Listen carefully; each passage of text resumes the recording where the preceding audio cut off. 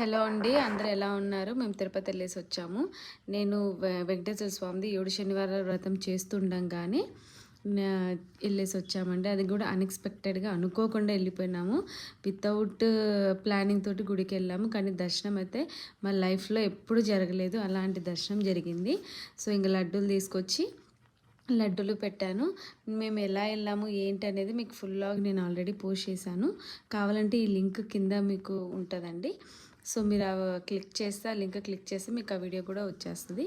ఇంకొకటి నేను మూడవ శనివారం రోజు తిరుపతి వెంకటేశ్వర స్వామి లడ్డూలు పెట్టుకొని యాలకుల మాల నేను 2 వారాలు వేయలేదండి. అప్పుడు నాకు కుదరలేదు. సో ఇప్పుడు నేను ఎట్లయినా వెయ్యాలని ఒక దాంతో 27 యాలకులు తీసుకొని అవి గుచ్చి నేను వెంకటేశ్వర స్వామికి మాలగా వేశాను. మాలగా వేసి 7 శనివారాల వ్రతం అనేది నేను చేసుకున్నాను.